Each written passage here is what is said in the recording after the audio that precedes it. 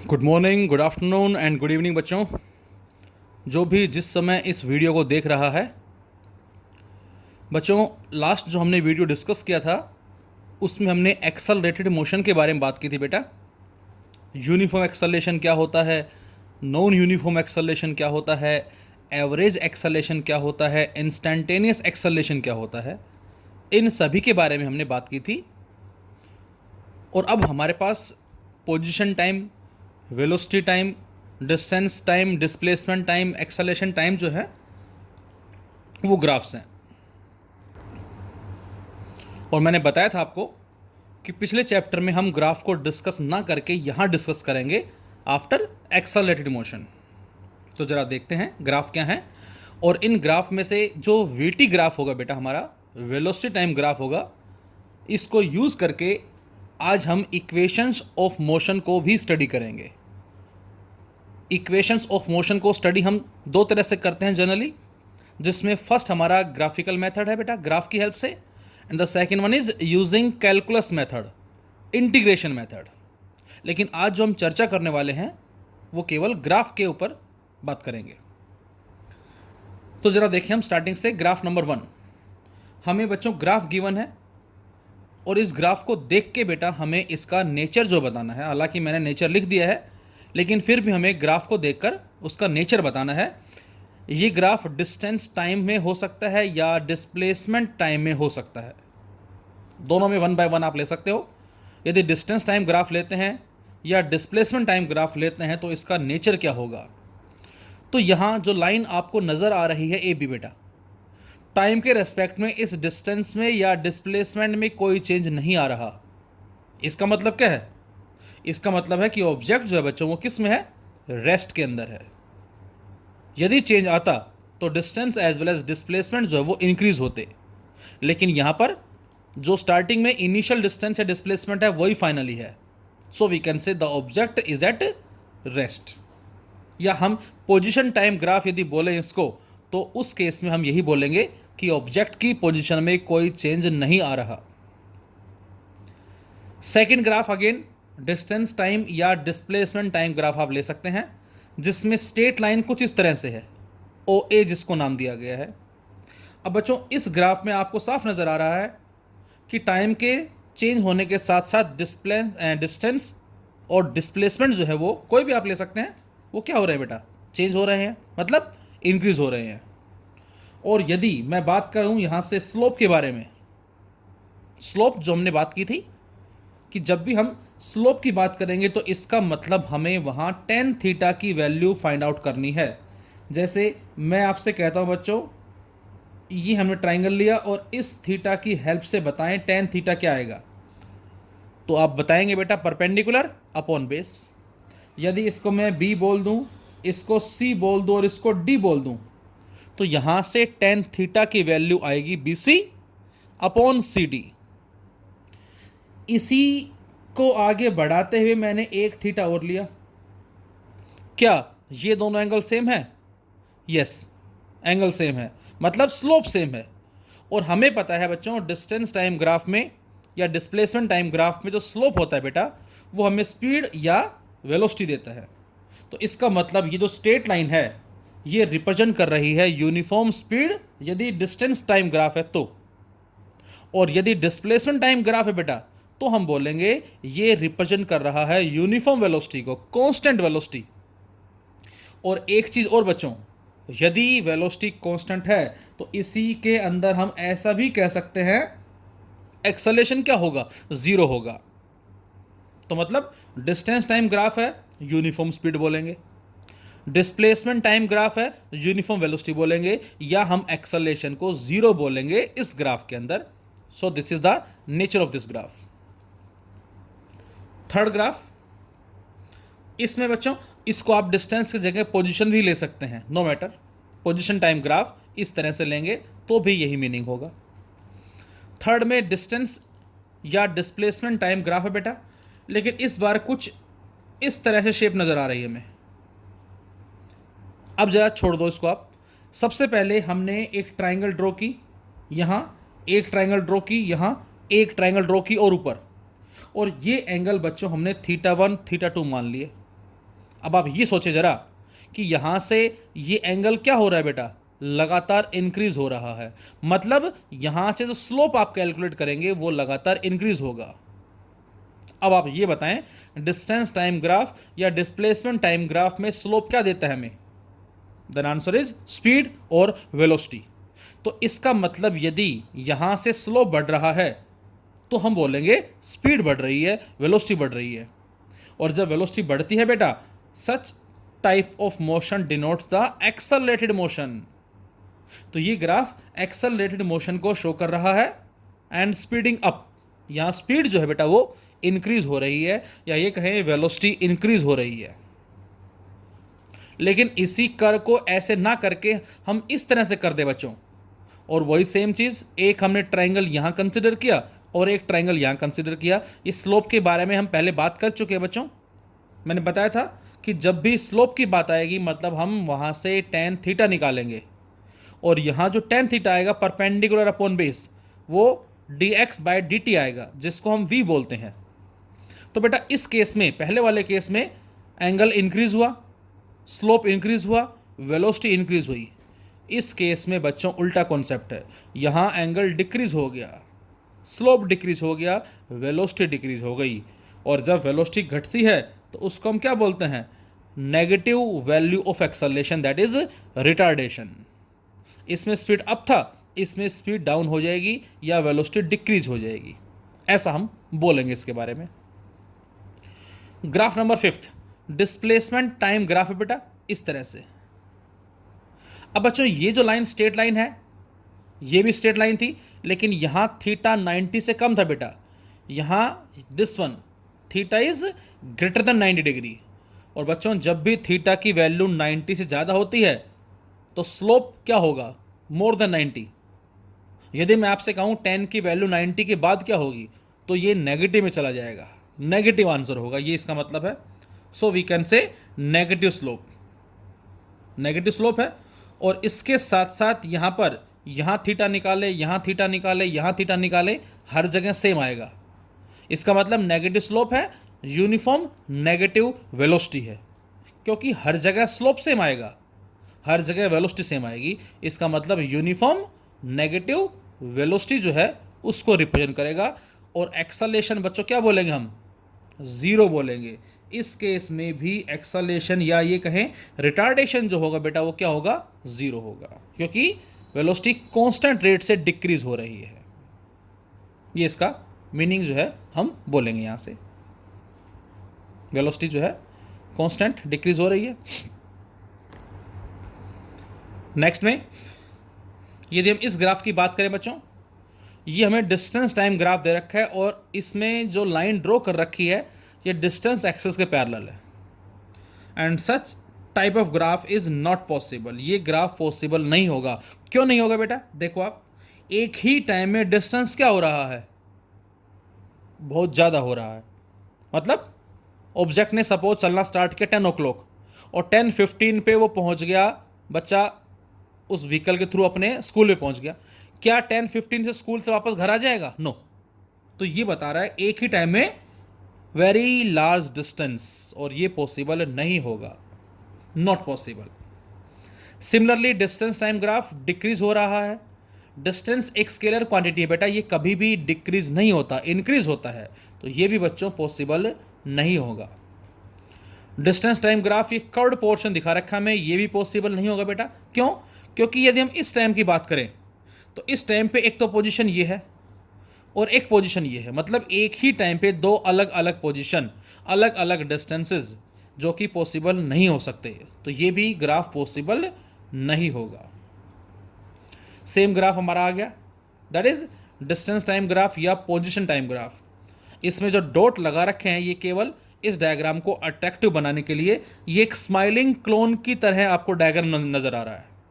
Generally जो हम diagram बनाते हैं कुछ इस तरह से, ये स्माइलिंग क्लोन के लिए यूज़ करते हैं हम, और ये जो डायग्राम है ये वीपिंग क्लोन के लिए यूज़ करते हैं, रोता हुआ चेहरा। तो ये स्माइलिंग क्लोन को शो कर रहा है, अट्रैक्टिव बनाने के लिए डॉट्स बना दिए हैं। मीनिंग वही होगा जो ऊपर पढ़ चुके हम, क्या कि यहाँ पर लगातार स्लोप जो होगा बेटा वो इंक्रीज होगा। यहाँ θ1 और यहाँ θ2, और स्लोप के बढ़ने से वेलोसिटी बढ़ेगी, दैट इज पॉजिटिव एक्सेलरेशन। लेकिन उसी पोजीशन टाइम ग्राफ में कुछ ऐसा कर्व ले लें हम, दैट इज व्हिपिंग क्लोन, तो यहां स्लोप घटेगा, that is negative acceleration. Graph number 11, position time graph दे रखा है बेटा हमें, और कुछ इस तरह से दे रखा है। अब बच्चों मैं आपसे कहूं यहां से बताएं स्लोप क्या देगा, तो आपका आंसर है स्पीड या velocity.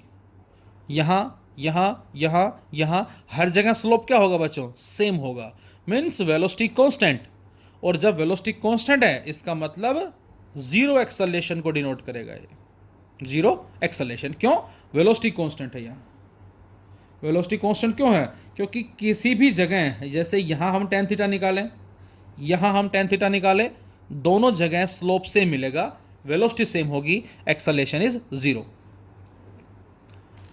Total path length with time, जो कि डिस्टेंस को ही डिनोट करती है बेटा, इंक्रीज हुई फिर डिक्रीज हुई फिर इंक्रीज हुई, नॉट पॉसिबल, क्योंकि डिस्टेंस कभी भी डिक्रीज नहीं होता, ये भी पॉसिबल नहीं होगा। Similarly again position time graph जो कुछ इस तरह से है। अब यहां पर भी देख सकते हैं बेटा क्या, कि एक ही टाइम में, यदि मैं बात करता हूं इस टाइम की, ऑब्जेक्ट यहां भी है और उसी टाइम में ऑब्जेक्ट यहां भी है। एक ही टाइम में ऑब्जेक्ट की दो अलग अलग पोजीशन, नॉट पॉसिबल। एक ऑब्जेक्ट एक टाइम में एक ही जगह मौजूद हो सकता है, दो जगह नहीं, तो ये भी पॉसिबल नहीं होगा। 14 velocity time graph, straight line. अब इस स्ट्रेट लाइन का मतलब क्या है बच्चों, इस स्ट्रेट लाइन का मतलब है कि टाइम के साथ साथ वेलोसिटी क्या है, कांस्टेंट है, यही सेम हो गया। आपसे कहा जाए कि ये हमारा पोजीशन टाइम ग्राफ है, इस ग्राफ से या इस ग्राफ की हेल्प से एक वेलोसिटी टाइम ग्राफ प्लॉट करें, तो बच्चों ये इसी का ही वेलोसिटी टाइम ग्राफ आ जाएगा ये, क्योंकि यहाँ स्लोप सेम है, वेलोसिटी कांस्टेंट है, तो ये आ गई constant velocity, uniform velocity, acceleration is zero. 15 में वेलोसिटी टाइम ग्राफ दे रखा है और लाइन स्टार्ट हो रही है ओरिजिन से, तो इसका मतलब क्या है, इसका मतलब है body starts from rest with uniform acceleration. Uniform acceleration क्यों कहा बेटा, क्योंकि यहाँ से हम स्लोप निकालें, यहाँ से स्लोप निकालें, और ये जो एंगल हैं ये क्या आएंगे, दोनों सेम आएंगे। और हमें मालूम है वेलोसिटी टाइम ग्राफ से जो स्लोप होता है वो एक्सेलरेशन होता है, so it represents uniform acceleration with zero initial velocity. Uniform acceleration with zero initial velocity, same graph ये है, बस फर्क किस चीज़ का है, हमने इसको स्टार्ट किया यहाँ से, इसमें स्टार्ट थोड़ा ऊपर से हुआ, तो ये uniform acceleration with initial velocity zero, this is uniform acceleration with some initial velocity. इसमें बच्चों कुछ ना कुछ इसकी इनिशियल वेलोसिटी एग्जिस्ट कर रही है और उसके बाद यूनिफॉर्म एक्सेलरेशन है। इस ग्राफ को आप नोट करें और इस ग्राफ को ही यूज़ करके बच्चों हम फाइंड आउट करने वाले हैं इक्वेशंस ऑफ मोशन को, क्योंकि हमें जो इक्वेशंस पढ़नी है, v is equal to you plus A t, S equal to u t plus half a t square, v square minus u square equal to 2as, and distance in nth second equal to you plus a by two into 2n-1, तो उसको हम इसी graph की help से study करेंगे आज। तो ये u भी है और फाइनली वेलोसिटी v भी है, यूनिफॉर्म एक्सेलरेशन को डिनोट कर रहा है with some initial velocity. Velocity time graph कुछ इस तरह से है, तो यहां से स्लोप क्या हो रहा है, इंक्रीज हो रहा है। और बच्चों जब स्लोप इंक्रीज होता है बेटा, इसका मतलब क्या है, इसका मतलब है वो इंक्रीजिंग स्लोप का मतलब इंक्रीजिंग एक्सेलरेशन। यहाँ स्लोप कम है, एक्सेलरेशन कम, यहाँ स्लोप ज़्यादा है, एक्सेलरेशन ज़्यादा, तो ये इंक्रीजिंग एक्सेलरेशन को रिप्रेजेंट कर रहा है, जबकि यही सेम डिक्रीजिंग एक्सेलरेशन को डिनोट करेगा बेटा, क्योंकि स्लोप लगातार कम होता जा रहा है। और इसमें क्या होगा बच्चों, वीटी ग्राफ है, स्ट्रेट लाइन ग्राफ है, यूनिफॉर्म नेगेटिव एक्सेलरेशन।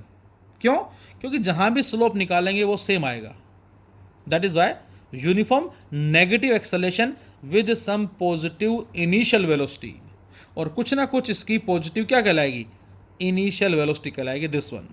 इस तरह से। और ये हम आगे स्टडी भी करेंगे कि किसी बॉल को हमने क्या किया, ग्राउंड से ऊपर की तरफ थ्रो किया है, ऊपर गई और फिर नीचे आई, या फिर किसी बॉल को ऊपर से हम क्या कर रहे हैं, फ्रीली फॉल करवा रहे हैं, तो उसका वीटी ग्राफ जो है वो क्या होगा, एटी ग्राफ जो है क्या होगा, एसटी ग्राफ जो है वो क्या होगा, वो भी हम स्टडी करेंगे फिलहाल इक्वेशंस को स्टडी करने के बाद। वीटी ग्राफ कुछ इस तरह से दे रखा है, like a wave curve, velocity increase फिर डिक्रीज, फिर नेगेटिव में इंक्रीज फिर decrease, such type of graph represents the variable acceleration. Next में वीटी ग्राफ है और ये लाइन कुछ ऐसे है, मतलब यूनिफॉर्म नेगेटिव एक्सेलरेशन को ही डिनोट कर रहा है ये, लेकिन साथ साथ जो इनिशियल वेलोसिटी बेटा वो भी नेगेटिव है। Uniform negative acceleration having negative initial velocity, uniform negative acceleration with positive initial velocity. Straight line देखो, इसका मतलब क्या है, इसका मतलब है कि स्लोप हर जगह सेम होगा, एक्सेलरेशन कांस्टेंट है, यूनिफॉर्म है, स्लोप घट रहा है, नेगेटिव एक्सेलरेशन और पॉजिटिव इनिशियल वेलोसिटी। जो अभी मैं बात कर रहा था कि यहाँ वेलोसिटी घट रही है, हमने ऑब्जेक्ट को ग्राउंड से ऊपर की तरफ थ्रो किया और वेलोसिटी कम होती जाएगी, और ये जो है यहाँ वेलोसिटी जीरो हो गई, इसका मतलब हाईएस्ट पॉइंट पे वेलोसिटी जीरो हो गई, और उसके बाद जब नीचे आना शुरू होगा बेटा ऑब्जेक्ट वो, तो उसकी वेलोसिटी फिर से इंक्रीज होना शुरू हो जाएगी। अब कुछ ग्राफ जो हमें मिलेंगे वो न्यूमेरिकल से मिलेंगे, फिलहाल ये हमारे बेसिक्स ग्राफ थे, इसके अलावा हम और भी ग्राफ को प्लॉट कर सकते हैं, लेकिन मेन जो हमें बात याद रखनी है वो स्लोप याद रखना है। स्लोप कम हो रहा है या ज़्यादा हो रहा है, उसी के बिहाफ पे हमारा आंसर होगा whatever be the graphs. Now we have the derivation of equations of uniformly accelerated motion from the VT graph. तो बच्चों ध्यान से देखेंगे, वीटी ग्राफ से हमें इक्वेशंस ऑफ मोशन को ड्रॉ करना है, और इसको स्टडी करने से पहले मैं एक बार फिर रिपीट करता हूं बेटा, हमने स्टडी किया था x T, we T, A T, और मैंने बताया था आपको कि जब भी एक्स टी ग्राफ दे के वी पूछे स्लोप निकालेंगे, जब भी वी टी ग्राफ दे के ए पूछे स्लोप निकालेंगे। तो इस वी टी ग्राफ से ए कैसे आएगा, स्लोप, और इस वी टी ग्राफ से एक्स कैसे आएगा, एरिया अंडर द कर्व। अब ये दो बातें आपको याद रखनी है बेटा, क्योंकि हम वीटी ग्राफ ले रहे हैं, तो आपको याद रखना है कि वीटी ग्राफ से जो स्लोप है वो तो एक्सेलरेशन देगा, और वीटी ग्राफ से जो एरिया अंडर द कर्व है वो हमें एस देगा, डिस्टेंस देगा। So now we have a velocity time graph, कुछ इस तरह से है, और ग्राफ को देख के आप समझ गए होंगे ये ग्राफ क्या डिनोट कर रहा है, uniform acceleration with some positive initial velocity. यही सेम ग्राफ है बच्चों, ये हो गया, जिसमें O A B C D हमने पॉइंट्स को नाम डाला। ओ ए इनिशियल वेलोसिटी, और उसके बाद वेलोसिटी कांस्टेंट रेट से बढ़ती जा रही है, uniform acceleration, and finally v. तो यहां से बच्चों हमने माना क्या, let us consider an object is moving along a straight line with uniform acceleration। कोई ऑब्जेक्ट जो बेटा वो किसी स्ट्रेट लाइन के लॉन्ग ट्रेवल कर रहा है यूनिफॉर्म एक्सेलरेशन से, and having initial velocity u, जिसको ओ ए से डिनोट किया गया है, और ये कब है, जब हमने टाइम को नोट डाउन नहीं किया, when t equal to 0। So in VT graph slope gives the acceleration. तो बेटा यहां से बताएं tan थीटा क्या होगा, स्लोप क्या होगा, और वो a देगा, a that is perpendicular tan theta और अपॉन बेस। परपेंडिकुलर BC है, बेस AC है। अब बच्चों एक चीज और, यहां जो OA है बेटा ये CD के बराबर है, जो कि U हमने लिया है। OE दिस वन किसके बराबर है, BD, तो ये OE BD के बराबर है, जिसको हमने V लिया है। और AC बोल दें या OD बोल दें, AC या OD जो बेटा ये क्या है, टाइम T को डिनोट कर रहा है, जो हमने इंटरवल इसमें दिखा रखे हैं। So BC by AC। Now BC, इस BC को हम लिख सकते हैं बच्चों BD माइनस CD, मतलब इस सारे में से इसको माइनस कर दे तो ये आ जाएगा BD माइनस DC। और जो नीचे AC है, चाहो तो इसको AC लिखा रहने दो, या इसको आप OD भी लिख सकते हो, क्योंकि ए सी और ओ डी जो हैं, इसको आप A C and O D both are equal to T. और बी डी की वैल्यू क्या है बच्चों? वी। डी सी की वैल्यू क्या है? यू। तो ए बराबर V minus you upon T. A C T है, टी को इधर ले गए, so V minus you equal to A T, और we can say V equal to you plus A T. तो यहाँ से हम कह सकते हैं बेटा कि जो वेलोसिटी है वो बराबर किसके आ गई? You plus A T. तो बस आपको यही याद रखना है बच्चों कि इस वी टी ग्राफ से ये इक्वेशन कब आएगी? जब हम फाइंड आउट करेंगे स्लोप की वैल्यू। बस ये बात आपको याद रह गई। दो चीज़ें कौन कौन सी? कि सर हमें इस वेलोसिटी टाइम ग्राफ से एक तो स्लोप निकालना है, वो एक्सेलरेशन देगा, और एक हमें एरिया अंडर द कर्व निकालना है, वो हमें डिस्टेंस देगा। तो ये करना हमारे लिए आसान होगा। 11th क्लास में डेरिवेशन प्लस न्यूमेरिकल्स आते हैं, but I think 9th class में केवल और केवल हमें आई थिंक इस पर न्यूमेरिकल्स मिलते हैं। डेरिवेशन मुझे लगता नहीं है एग्ज़ाम में होते हैं, फिर भी कोई टीचर करवा सकता है और बच्चे में भी यदि कर सकते हैं। इस कॉन्सेप्ट को याद रखें, इजी होगा याद करना उनके लिए। अब आप बताएं इस ग्राफ से क्या निकालने से एस आएगा? Area under the curve. तो जरा बताएं फटाफट से एरिया क्या होगा? तो बेटा आपको ट्रेपेज़्म नज़र आ रहा है, ये ट्रेपेज़्म है ओ ए बी सी डी, या इसमें ये रेक्टेंगल है और ये ट्राइंगल है, जैसा मर्जी कर लो आप। रेक्टेंगल ट्राइंगल का एरिया कैलकुलेट करके ऐड कर दो और ट्रेपेज़्म का एरिया निकालो, दोनों का एरिया बराबर आएगा। तो ज़रा वन बाय वन हम सॉल्व करते हैं। तो फर्स्ट हमने लिया एरिया ऑफ ट्रेपेज़्म, और एरिया ऑफ ट्रेपेज़्म होता क्या है बेटा? Half into sum of parallel sides multiply height या उनके बीच का डिस्टेंस। तो ये हमारा कहलाता है एरिया ऑफ ट्रेपेज़्म। तो यहां से बच्चों area under V T graph gives distance. So distance travelled by object in time T equal to area of trapezium O A B D, और जो होता है half into sum of parallel sides multiply distance between them. Half sum of parallel sides बताएं क्या होगी diagram को देखकर? O A and B D. तो O A plus B D और इनके बीच की दूरी, तो क्या लिखूं? ओ ए प्लस बी डी और इनके बीच की दूरी। ओ ए कितना है बेटा? यू, देखो आप, और बी डी कितना है? वी। ओ ए कितना है? यू। बी डी कितना है? वी। और ये कितना है? टी। तो ये आ गया v plus you into T. और फर्स्ट जो अभी रिजल्ट हमने कैलकुलेट किया था वहां से आया था बेटा v minus you equal to 80। तो t कितना आएगा? v माइनस यू अपॉन में a। तो बच्चों यहां से t की वैल्यू आ जाएगी बेटा v minus you upon a। इसको रख दिया यहां इसकी जगह हमने, और अब ये v प्लस यू है, ये v माइनस यू है, ये बन जाएगा बच्चों v square minus u square, और जो नीचे 2a है इसको ले आए s की तरफ, तो ये आ जाएगा v square minus u square equal to 2as। ये हमारी आ गई सेकेंड इक्वेशन ऑफ मोशन। कब? जब एरिया ऑफ ट्रेपेज़्म कैलकुलेट किया। और यदि हम area of rectangle plus area of triangle निकालते तो मैथमेटिकली आंसर सेम होंगे। आंसर जो मैथमेटिकली आएगा हमारा वो सेम होगा। बस फ़र्क इतना है कि यहाँ पर हम न्यूमेरिकल्स में इसको यूज़ कब करते हैं? जब v u a s में से 4 पैरामीटर गिवन हो। इसको यूज़ कब करते हैं? जब s u t a में से कोई 3 पैरामीटर गिवन है।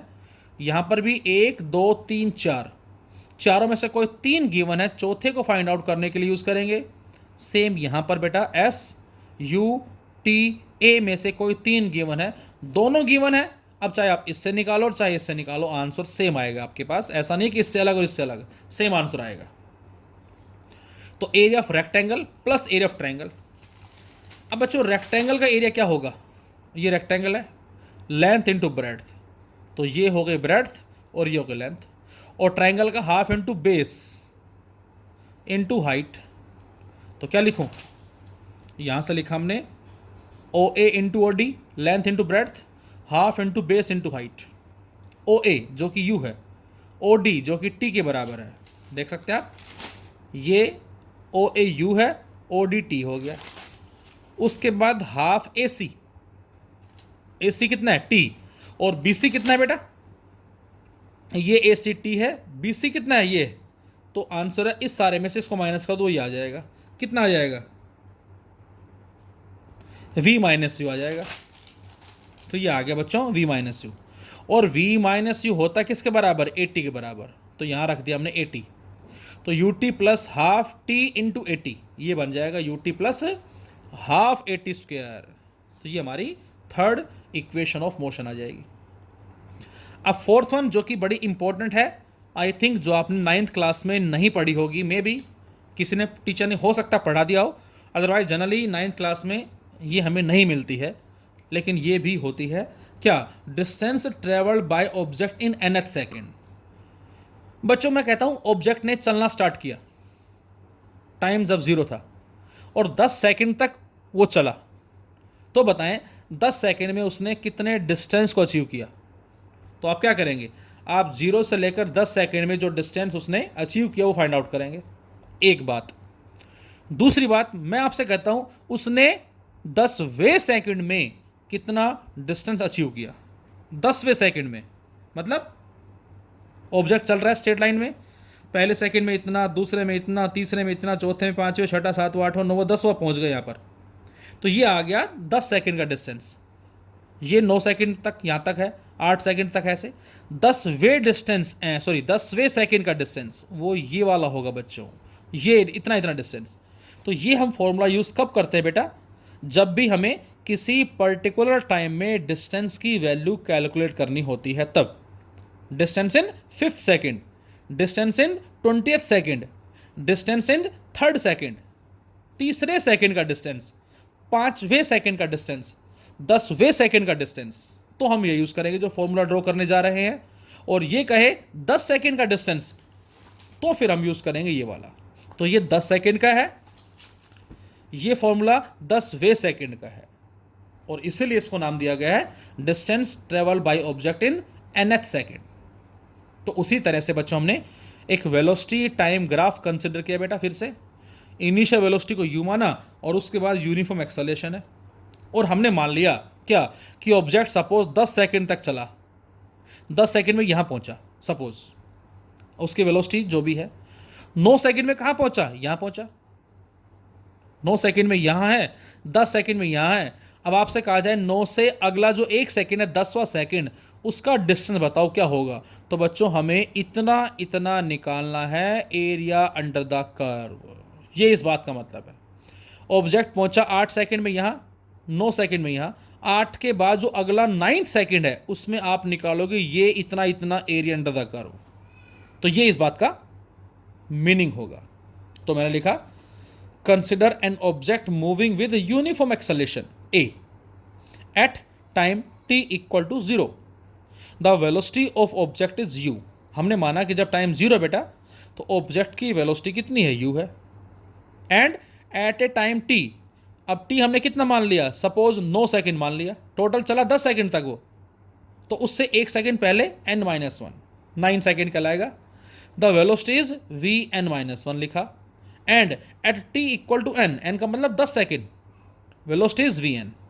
तो हमने माना कि जब n-1 टाइम है, this one is n-1 time, तो वेलोसिटी vn-1 है, और जब टाइम n है तो वेलोसिटी vn है। So the distance travelled by the object in nth second, हमें तो ये निकालना है लास्ट वे सेकेंड का डिस्टेंस। तो आंसर है हम यहाँ से area under the curve calculate करेंगे। कौन सा एरिया, इन 2 पॉइंट के नीचे जो एरिया आ रहा है वो वाला, ये तो फिलहाल स्लोप होगा, हमें एरिया फाइंड आउट करना है, तो एरिया हो जाएगा ये कंप्लीट ट्रेपेजियम का एरिया, ये तो स्लोप होगा बच्चों, और स्लोप कांस्टेंट है जो हमने ऑलरेडी लिख दिया है यूनिफॉर्म एक्सेलरेशन। तो हमें एरिया निकालना है ए बी के नीचे नीचे वाला, दिस वन।